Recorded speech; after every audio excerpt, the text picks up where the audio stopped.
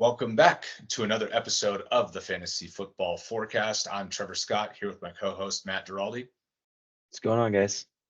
and we are back today to continue going through our 32 team evaluation, breaking down each team from a fantasy perspective. And we're going to continue our AFC North uh, division here. And our next team up is the Bengals. Matt, take it away.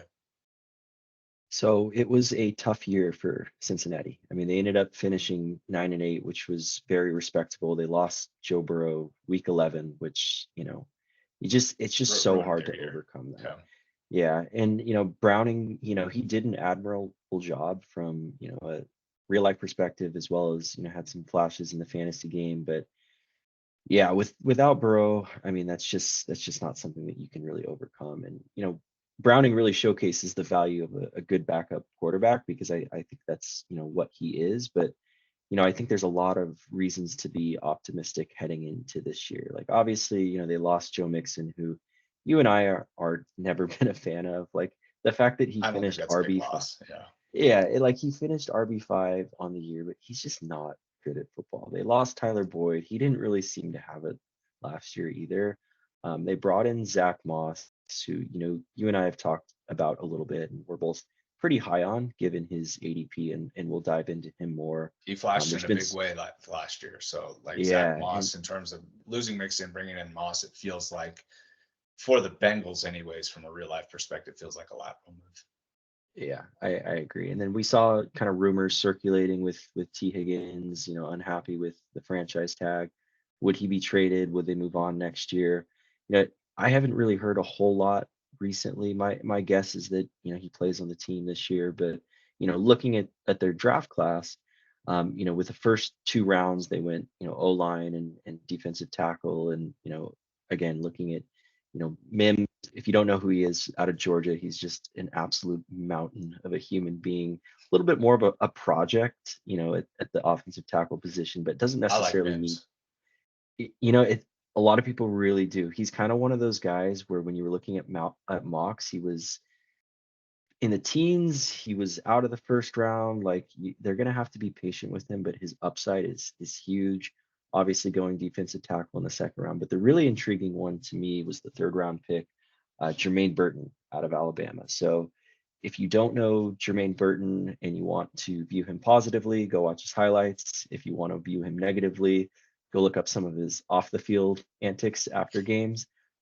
So if they can, get him in line and he cleans up his act, I mean, he's a very, very good potential third round wide receiver. I mean, he's fast, he's reliable. He was, the best receiver on Alabama, which, I understand the last couple of years hasn't been, vintage Bama receiving corps, but that's still a very good player. And so I think they're in a great position drafting him, where if, Higgins and obviously Jamar Chase are on the field, they can kind of ease him into that third receiver. If it hits in a big way, they can, move on from Higgins next year if it comes to that. In the fourth round, they took a shot on a tight end, Eric All. He's coming off of injury, but he played his last year at Iowa, which just kind of seems to be tight end use. So any tight end drafted from Iowa, I could see being a contributor, not from a fantasy perspective, but just from a team perspective. I like the pick and I like the draft overall. Um, but yeah, maybe I'll throw it to you for kind of a more of a fantasy perspective on the team. Yeah, and building off all too. I mean, we uh we talked about in our mock drafts having Bowers go there for a tight end. Like they need tight end help. So who knows? Tight ends in recent times have become fantasy relevant. So there's a chance anyways that he gets on the field later in the year. So keep that name in the back of your mind. Not somebody that we're going to be drafting. From a fantasy perspective, the running back position on this team is really valuable. They like to run it. Mixon has been inefficient, but he scores a lot. He gets a lot of work in the passing game. So I think that Zack Moss is able to step into that role effectively. And my only concern with Moss, and the reason he's not going to climb in drafts this offseason, is because Chase Brown is still there and he's a really explosive back in his own right and is a very good pass catcher. So the upside for Moss is there if he's able to encapsulate the full role. I just don't know that that's going to be the Bengals' plan with an explosive player like Brown. Now, I think that also presents an opportunity if you do think that Brown is going to end up being the 1A to Moss's 1B. I think we're going to get a lot of information on this situation Mhm. as we head towards the season. As training camp picks up, when we get a look at them during the preseason, these two guys are definitely going to be a backfield to watch in terms of who you want to draft and mining value late, because these guys are going to be going outside the top 30 running backs come draft season. So I think this is going to be a very interesting backfield to follow. It's one that I definitely want to get a part of, just in case you end up with somebody that becomes a top 20 running back, top 15 running back, like Mixon was obviously last year. And so like the running backs here are the most interesting part of this team for fantasy. For me, on the other positions, I mean, we already know Chase, first round pick, right? Like he's going to be one of the first 3 or 4 receivers off the board, depending on how you view him and Jefferson. I think everybody has CD and Tyreek above Chase and Jefferson this year. So that's kind of the top 4 receivers, however you rank them. So unless you have a certain pick, you're probably not getting Chase. And then Higgins, he had a down year. He was hurt.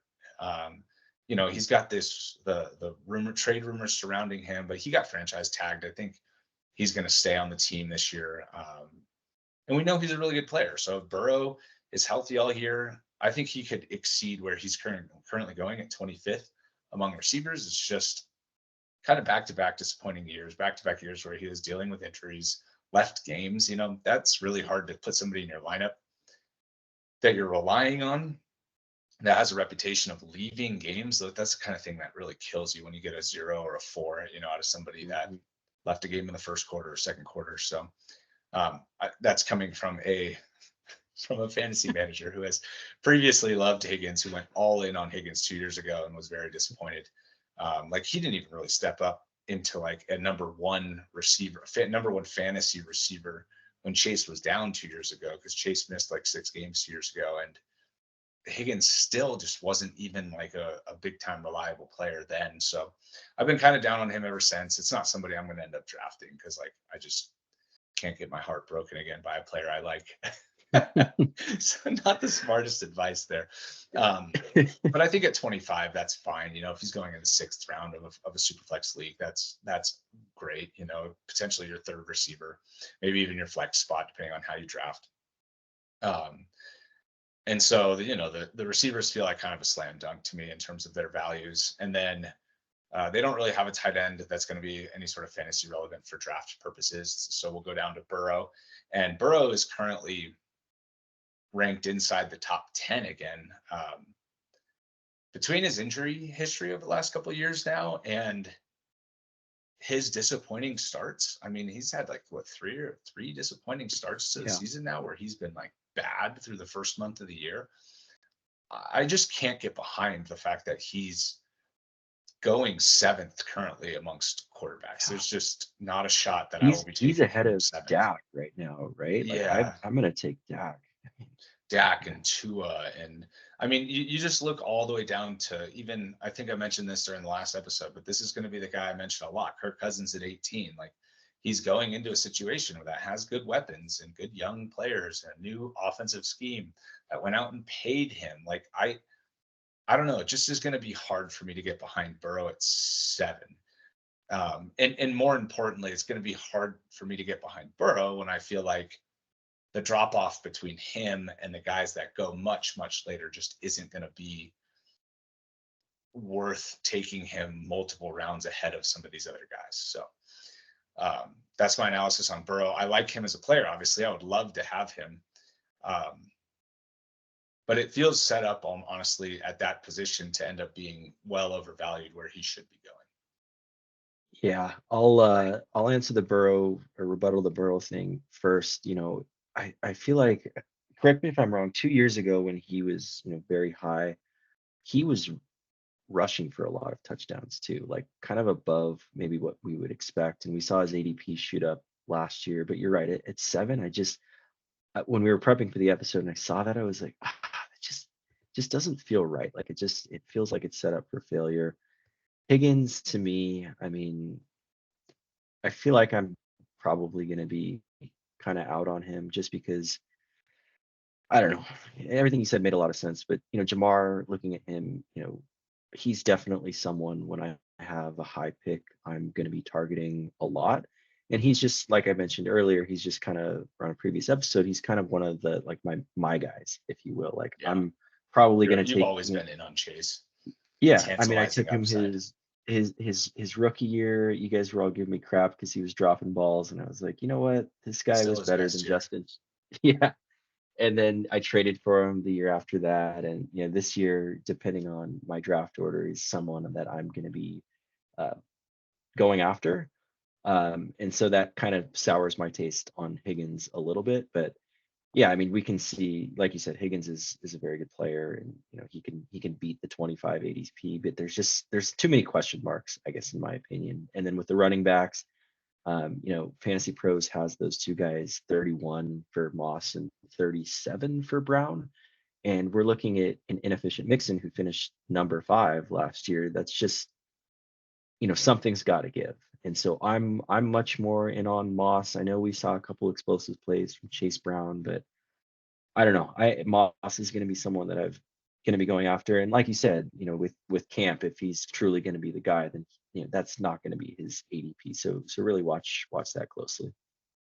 Yeah, and he really showed out last year in Indianapolis. I Yeah, mean, he yeah. showed that he can be the number one running back on a team. I mean, he was a very, very apples to apples replacement for Jonathan Taylor while he was out. And there was even some games once Taylor was back where there was still Mhm. overlap, like heavy overlap with Moss. So, I think when he was in Buffalo, um, he kind of got a bad rep. I mean, he was inefficient. They tried to use him in the passing game. He was inefficient in the passing game. So I don't know if it was just the scheme of the system or he just didn't fit what they were doing there, but he showed it in Indianapolis and he got a contract for it. And he's likely going to be the starter here. So hopefully we get And positive. there's no risk involved with taking him if he's the number 30 running back, right? It's like, I don't know. Well, there's a little I bit don't. of risk at that point. That could be your third running back, right? Like if he doesn't hit, Sure, you're going to be in bad shape. Like, would you rather have sure, him sure. or Devin Singletary, who's going one pick after him or one spot in the rankings after him? There's obviously you can stack additional players later. Like him or Raheem Mostert. Those guys are going within three running back spots of each other. Um, like, and I get what you're saying that like he Mhm. seems like a value there. I'm definitely a little more weary about him getting the full workload with Chase Brown there. So I guess if we do hear that, well, I guess going to your point about not having very much risk, there could be quite a bit of risk in investing in somebody that you're not sure is going to Yeah. get the full workload. I see where you're going. That Yeah. that makes sense. Okay.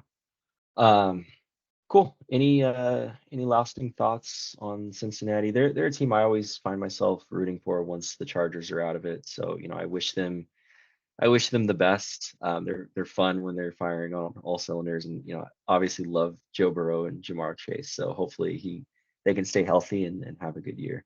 They're the team in the AFC that can beat the Chiefs. That's why you root for Yeah, them. true. So, as long as they stay healthy and like again, that's a big if. Um, I think they have a chance to be really good this year. I don't know if they're going to be able to win the division. I think the Ravens are really good. So being able to top the Ravens this year is going to be a tall task for them. But, breaking down from a fantasy perspective, who we're looking at here again, you got Burrow at quarterback, you've got Moss and Chase Brown at running back, and you've got Chase and Higgins at receiver. So you're looking at 5 players here off of this team.